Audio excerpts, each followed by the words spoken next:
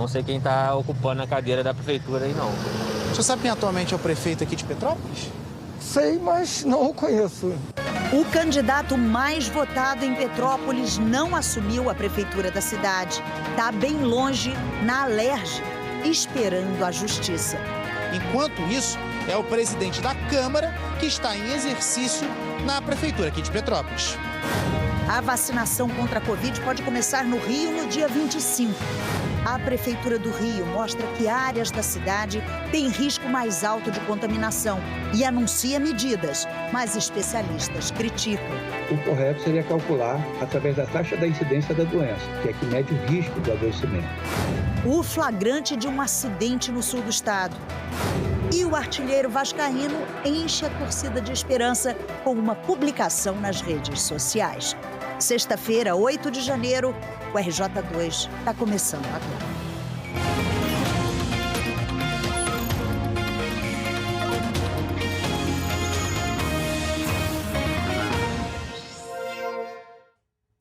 Olá, boa noite. Moradores de 4 municípios do estado vivem a insegurança de não saberem quem vai administrar as cidades pelos próximos 4 anos. São prefeitos eleitos e não diplomados por problemas com a justiça. É o caso de Petrópolis. O candidato eleito não assumiu a prefeitura, mas agora é deputado estadual. Quem é o atual prefeito de Petrópolis? Não sei quem está no momento. Não sei quem está ocupando a cadeira da prefeitura aí, não. O senhor sabe quem atualmente é o prefeito aqui de Petrópolis?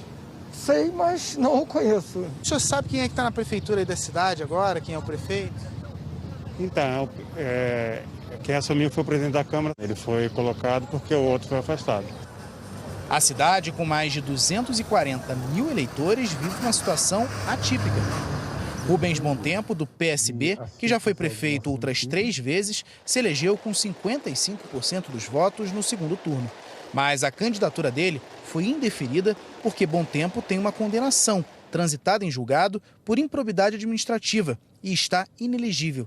Ele foi condenado em 4 processos, um por não recolher repasses para o Instituto de Previdência do município, outro por convênio irregular da Secretaria Municipal de Habitação, um terceiro por publicar notícia de interesse pessoal na imprensa oficial e um quarto por autorizar um convênio irregular do município com um banco. Bontempo pôde concorrer, mas sua candidatura estava sob júdice. Eu, durante o primeiro turno das eleições para prefeito de Petrópolis, concorri com o meu registro deferido pela Justiça Eleitoral, que modificou a decisão do segundo turno. Mas a própria Justiça Eleitoral, ela já reconheceu que não existe qualquer tipo de enriquecimento ilícito, dano ao erário. Os novos prefeitos já tomaram posse em suas cidades, mas Rubens Bontempo até agora perdeu em todas as instâncias da Justiça Eleitoral e aguarda o julgamento do último recurso, no colegiado do TSE. Enquanto isso, é o presidente da Câmara que está em exercício na prefeitura aqui de Petrópolis. Ingo Ames, do Democratas, foi eleito vereador pela primeira vez. Na última legislatura, ele tinha ficado na suplência, mas chegou a assumir o cargo na ausência de outros parlamentares. Ele foi eleito presidente da Câmara e ainda está montando seu gabinete provisório na prefeitura, onde está tendo que despachar como prefeito em exercício. Nós, nessa primeira semana, estamos fazendo um trabalho de nomear secretariado, pegar as informações para a transição, porque não houve tempo para a transição de um governo para o outro, isso complica demais. Então, é um baita desafio que a gente está à disposição para cumprir essa determinação, essa missão que foi determinada. Outros 2 municípios do estado vivem insegurança na vida política. Santa Maria Madalena, no noroeste, e Silva Jardim, nas baixadas litorâneas. Os prefeitos eleitos também não puderam assumir os cargos. Já em Itatiaia, no sul fluminense, houve decisão final da Justiça Eleitoral e a cidade terá que ter novas eleições. Enquanto não sabe se vai ocupar ou não o cargo, Rubens Bontempo assumiu outro mandato, o de deputado estadual. Em 2018, antes de ser considerado ficha suja, ele concorreu a uma vaga na Alerj e se elegeu como primeiro suplente. Agora, ocupa a vaga no lugar de Renan Ferreirinha, do PSB, que se tornou secretário municipal de educação da Prefeitura do Rio. Traz uma insegurança política muito grande, principalmente o próprio empresário, que a cidade é uma cidade turística. Então eu acho que para você investir numa cidade que não tem essa segurança, eu acho que é muito complicado na visão financeira. Então, acho que é uma situação muito delicada. Eu acho que é muito além de um cargo de quem vai assumir. A gente traz agora novas informações sobre o processo de impeachment contra o governador Wilson Witzel. Pedro Figueiredo, boa noite para você. O Supremo já julgou o pedido da acusação para Witzel ser logo interrogado? Já sim, Ana Luísa. Boa noite para você, boa noite a todos. A gente lembra que a defesa de Wilson Witzel conseguiu no Supremo Tribunal Federal uma decisão para que ele não fosse interrogado até que caísse o sigilo da delação do ex-secretário estadual de Saúde, Edmar Santos, e até que Edmar Santos prestasse um novo depoimento no processo de impeachment. Essa decisão foi do ministro Alexandre de Moraes. No entanto, a acusação, o deputado Luiz Paulo, do Cidadania, entrou também no Supremo, recorrendo dessa decisão direto na presidência para suspender essa liminar. O ministro Luiz Fux, que é o presidente do STF, se declarou impedido. Portanto, isso foi para a ministra Rosa Weber, que é a vice-presidente. Então, ela deu uma decisão.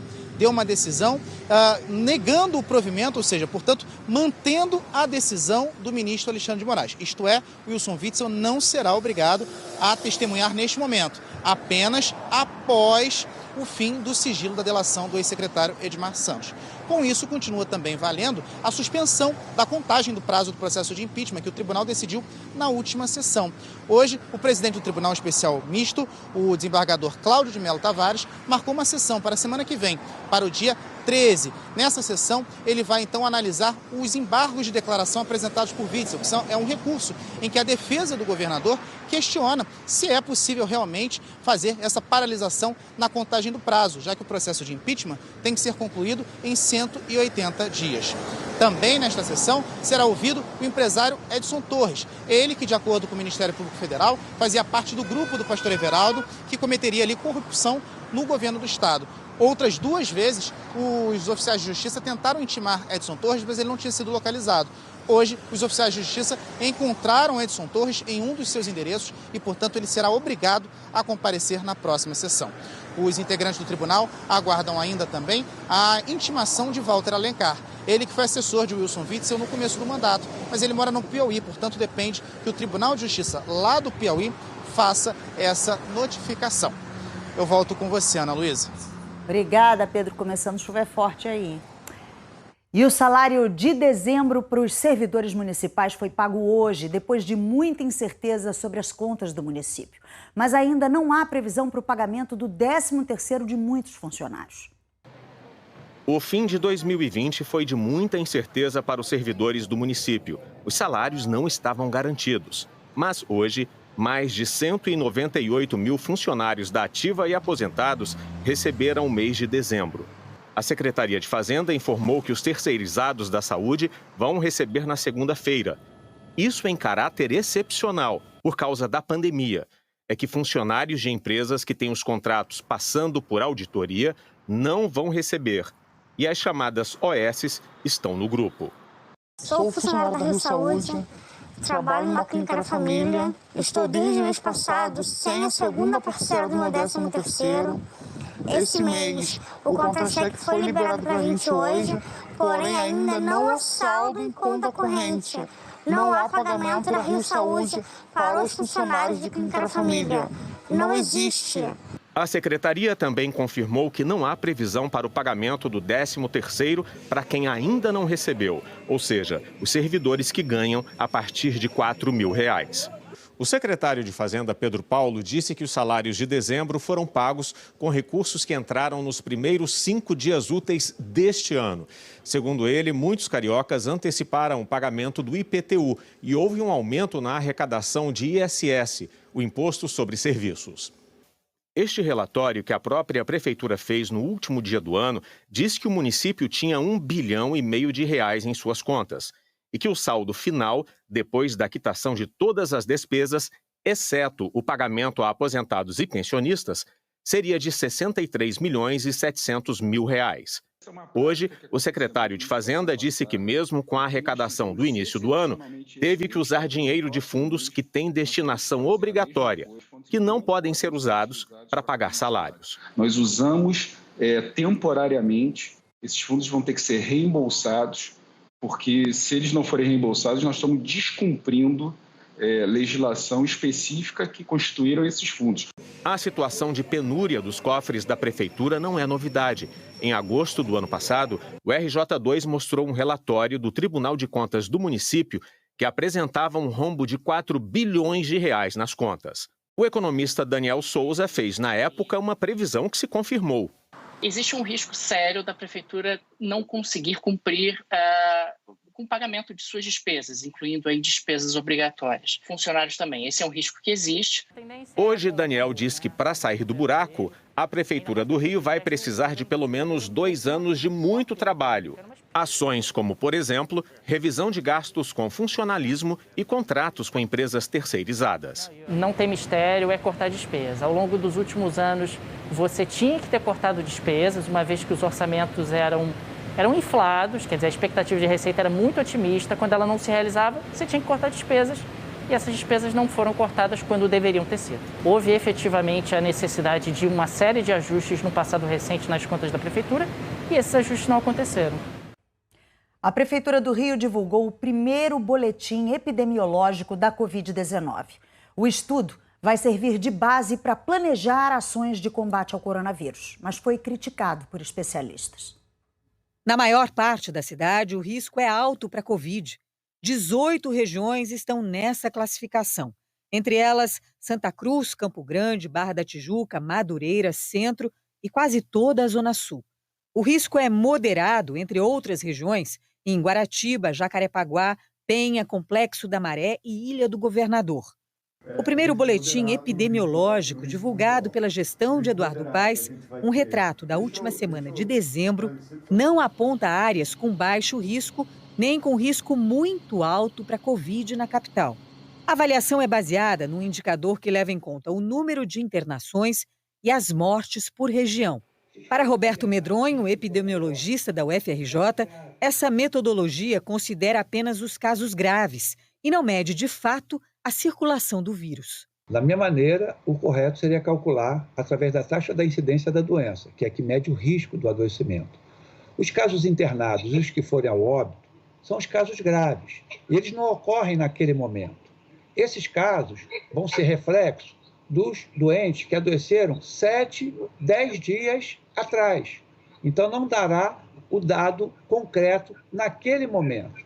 O pesquisador Diego Xavier, da Fiocruz, ressalta a importância de retratar a situação nas diferentes regiões da cidade, mas lembra que as pessoas circulam por todo o território. A gente precisa considerar que as pessoas não vivem isoladas dentro dessas áreas. As pessoas se movimentam dentro do município. Então, inevitavelmente, a gente vai ter pessoas que podem estar residindo numa área de baixo risco e trabalham numa área de alto risco. Então, a gente precisa considerar esse fluxo de pessoas também. Também é importante que a Prefeitura do Rio de Janeiro converse com os municípios que fazem parte da região metropolitana, porque muitas pessoas de outros municípios também trabalham no Rio de Janeiro ou moram no Rio de Janeiro e vão trabalhar em outros municípios. De agora em diante, a Prefeitura vai adotar medidas restritivas com base nessa classificação. Em regiões com risco moderado, é obrigatória a ampliação do horário de funcionamento de espaços públicos. No caso de risco alto, além de estender o horário, os parques e áreas de lazer, por exemplo, têm que reduzir o público pela metade. Se o risco for muito alto, o número de pessoas deve se limitar a 1/3 da capacidade interna do estabelecimento e fica proibida a entrada de pessoas com mais de 60 anos ou com problemas crônicos de saúde. A cidade não é uma coisa só. Não dá para imaginar que a realidade de Santa Cruz é igual à realidade do Leblon. As diferentes regras, elas vão funcionar a partir desse mapa. Então, por exemplo, quero dar aqui uma informação. Numa situação de risco alto, nós temos uma série de restrições previstas para shoppings, para danceterias, boates. Isso é muito importante, porque em alguns momentos a gente vai ter que tomar, e se for necessário, medidas mais duras, localizadas, para interromper a disseminação do coronavírus. No parque aberto, por exemplo, como é que você vai reduzir a lotação a menos da metade ou a 1/3? Então, como é que você faz isso por uma praça, que realmente não tem um controle de acesso? Além dessas medidas terem pouco efeito prático, elas são muito insuficientes, porque um local em que eu classifique com risco muito elevado, eu tenho que tentar reduzir ao máximo a mobilidade da população, inclusive avaliando o fechamento de alguns setores não essenciais, como clubes, danceterias, boates e outros mais. Além de criar essas medidas, criar mecanismos de fiscalização. Porque não adianta a gente fazer uma medida e depois não ter como fiscalizar se ela está funcionando ou não. Mesmo sem regiões com risco muito alto para a Covid, a cidade do Rio ocupa uma triste liderança. Tem a pior taxa de mortalidade entre as capitais brasileiras. E os leitos dos hospitais estão praticamente no limite.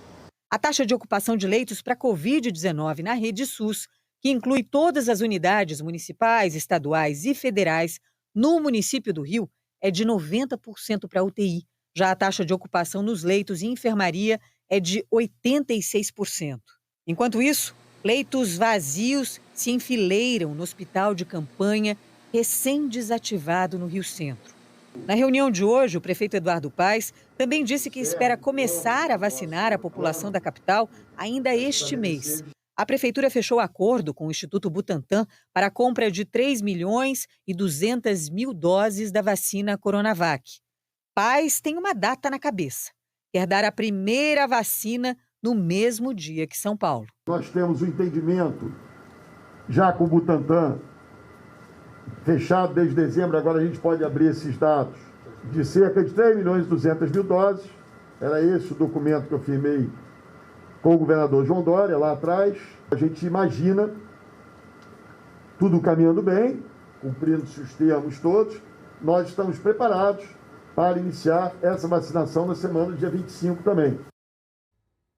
Com risco moderado, alto ou muito alto, as pessoas têm que continuar respeitando as medidas de prevenção. Usar máscara, usar álcool e lavar sempre as mãos muito bem.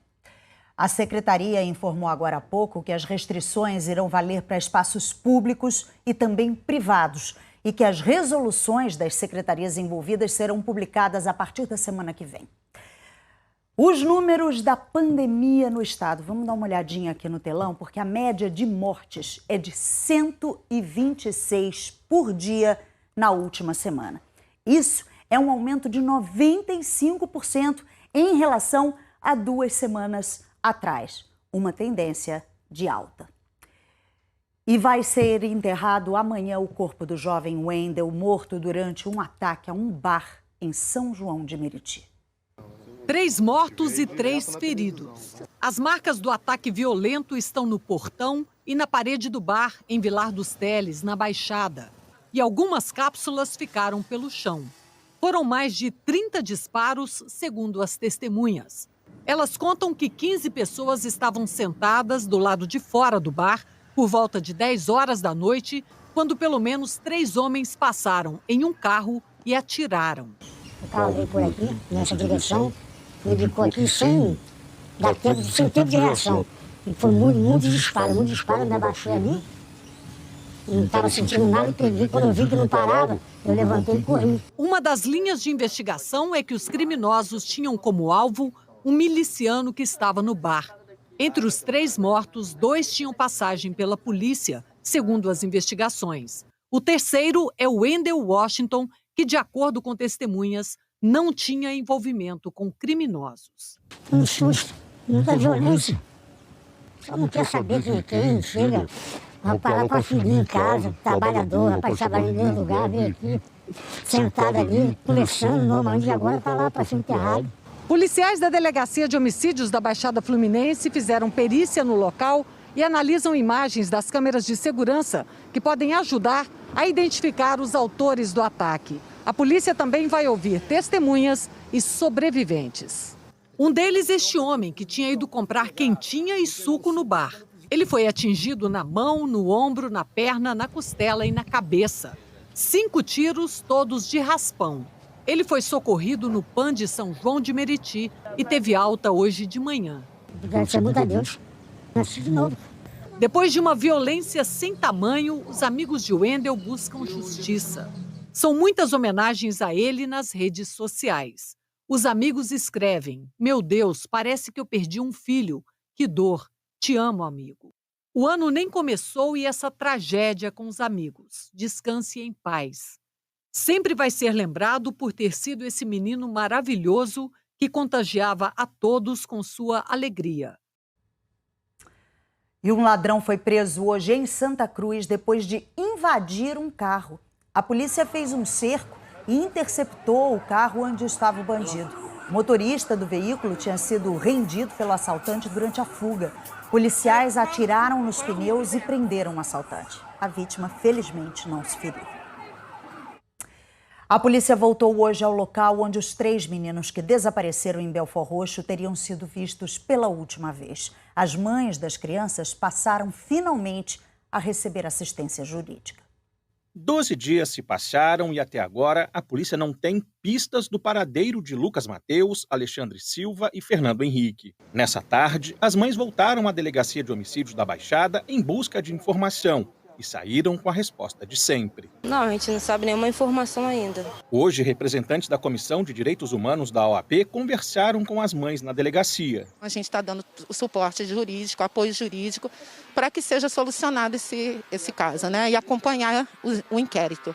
Porque tem notícias de que foi pego câmeras e tal, mas não se passa nada para a família. A família não tem informação nenhuma do inquérito até agora. Os advogados também tentaram falar com o delegado responsável pelo caso, mas uma reunião ficou marcada para a próxima segunda-feira. A polícia ainda tenta achar uma linha de investigação. Hoje, agentes da DH estiveram no local em que os meninos teriam sido vistos pela última vez. Os investigadores foram até esse bar no bairro Areia Branca. O dono afirmou aos policiais que viu as crianças no dia 28 de dezembro, um dia depois de elas terem saído de casa. Imagens de uma câmera de segurança mostram meninos circulando pela região. O dia e a hora batem com a versão do dono do bar. Na semana passada, as famílias viram essas imagens na delegacia e não reconheceram as crianças. Mas hoje, uma das mães disse que esse menino de short azul pode ser o filho que tanto procura. Enquanto isso, fica a angústia. E, em poucas palavras, a esperança do reencontro. Tenho no meu pensamento que ele está vivo ainda. Tenho fé. Eu estou com esperança dele estar vivo, entendeu? Porque tem gente que está até sonhando com ele. Que ele fala, estou aqui. Aí ele fala assim, brincando, eu fui dar uma volta e já voltei. Tomara. Foi cremada hoje à tarde a professora Maria Cristina Soares, vítima de atropelamento no Recreio no dia 30 de dezembro. O acusado pelo acidente, que também tirou a vida do marido de Maria Cristina, é o ex-lateral do Botafogo, Marcinho. Ele foi indiciado por duplo homicídio culposo quando não há intenção de matar. Maria Cristina José Soares tinha 66 anos. Ela chegou a ser levada para o hospital com fraturas pelo corpo e morreu na terça-feira. O marido, também professor, Alexandre Silva Lima, de 44 anos, morreu na hora do acidente. Eles foram atropelados quando atravessavam a Avenida Lúcio Costa. O jogador Marcinho não parou para socorrer as vítimas e depois alegou medo de represálias. E em Resende, a imagem de um acidente impressionante. Um carro de gás dá seta para entrar na rua, mas a moto bate na lateral. O motociclista é arremessado e gira 3 vezes no ar antes de cair. Apesar da violência da batida, o homem de 24 anos teve ferimentos leves e já foi liberado do hospital. Incrível. A gente vai para o intervalo e na volta os jogos dos times cariocas na rodada do fim de semana. Agora 7h32, a gente volta já.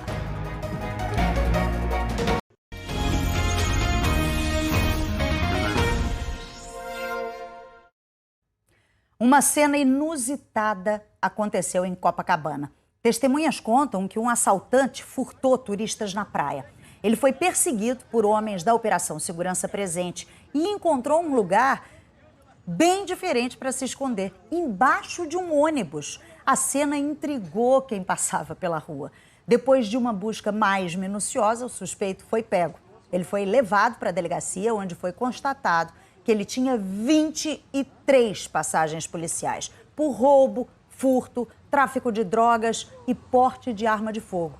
Como não possuía nenhum mandado de prisão em aberto, ele foi liberado. O Instituto Estadual de Patrimônio Cultural afirma que houve um aumento de furto de relíquias históricas por causa do abandono de algumas paróquias do Rio.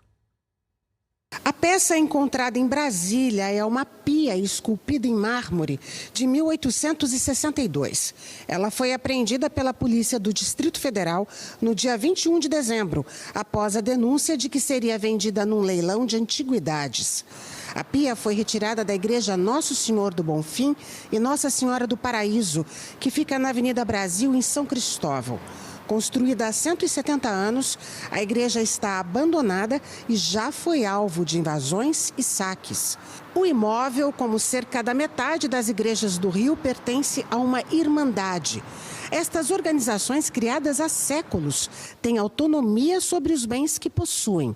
Algumas declararam falência e o estado das igrejas destas irmandades preocupa a arquidiocese e os responsáveis pelo patrimônio histórico. Algumas irmandades, elas estão acabando lançando mão desses recursos, não conseguindo prestar conta devidamente, né, dessas contas, se envolvendo eventualmente com a justiça, né? E isso é um caso que nos preocupa, porque o investimento que necessariamente tem que ser feito na manutenção desses templos não está sendo feito e por esse motivo a gente tem encontrado aí um número crescente de casos, né, de furtos, enfim, e de questões que efetivamente estão terminando na Justiça e no Ministério Público. É o caso da igreja na Rua Uruguaiana, que mostramos ontem aqui no RJ. Ela foi fechada pela Justiça Federal, que também decidiu ceder a administração do imóvel por 2 anos para a arquidiocese. Como mostramos, membros da Irmandade de Nossa Senhora do Rosário e São Benedito dos Homens Pretos são réus num processo de venda ilegal de jazigos no cemitério Jardim da Saudade, em Sulacap. Na primeira instância, já receberam sentença por estelionato e associação criminosa. Um deles é Paulo Eduardo Abreu Avelar. Dissemos ontem que ele é ex-provedor da Irmandade. Ele diz que foi gerente do cemitério, nega ter sido provedor e está recorrendo da decisão. As obras na igreja da maior Irmandade Negra do Rio seguem sem qualquer ajuda do poder público, apenas com doações e trabalho voluntário. A denúncia sobre a pia da igreja, que seria leiloada em Brasília, também foi feita por voluntários, que tentam proteger o patrimônio. A arquidiocese já teve autorização para ter a salvaguarda da peça. Assim que ela retornar ao Rio, ficará exposta aqui no Museu de Arte Sacra. O museu já abriga as imagens de Nossa Senhora do Paraíso e do Nosso Senhor do Bonfim, que estavam no altar da igreja abandonada em São Cristóvão.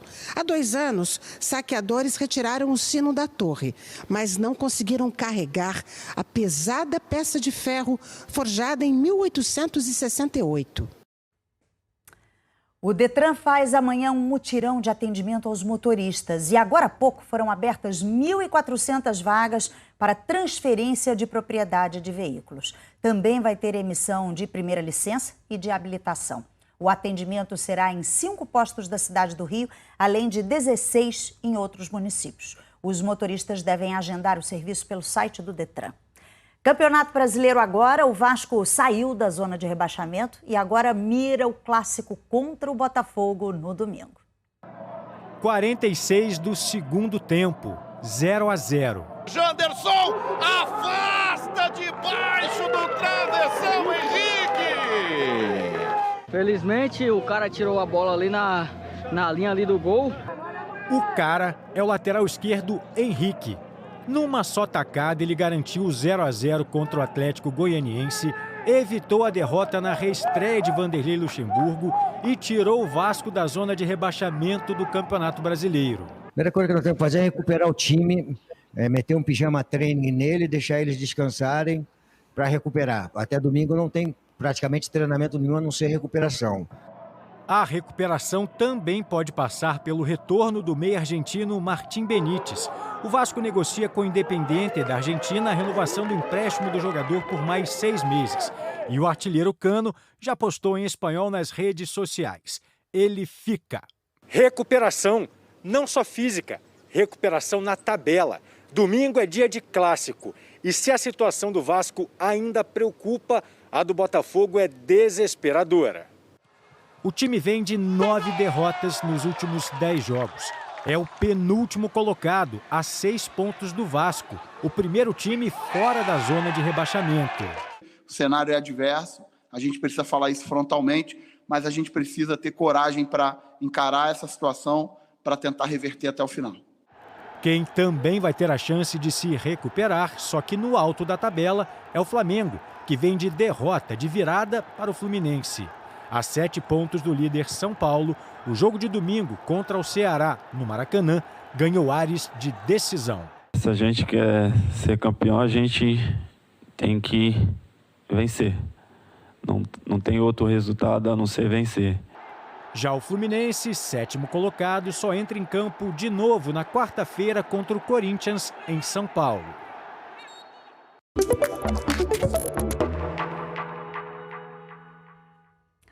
O dia de hoje foi quente, abafado, pode ter pancada de chuva agora à noite. A gente viu que já estava começando a chover ali em Caxias, no começo do jornal, onde o Pedro Figueiredo estava ao vivo. Hoje a máxima foi de quase 34 graus na Vila Militar e a mínima ficou em 23 graus em Jacarepaguá. O fim de semana deve ter chuva, viu? Amanhã a possibilidade de chuva chega a 90%. Amanhã, no domingo, 80% de chuva e esse tempinho nublado com pancada de chuva à tarde e à noite deve permanecer pelo menos até terça-feira. Vai fazer calor todos os dias, a máxima deve passar de 30 graus. O RJ termina aqui, uma ótima noite para você, bom fim de semana, a gente se vê na segunda.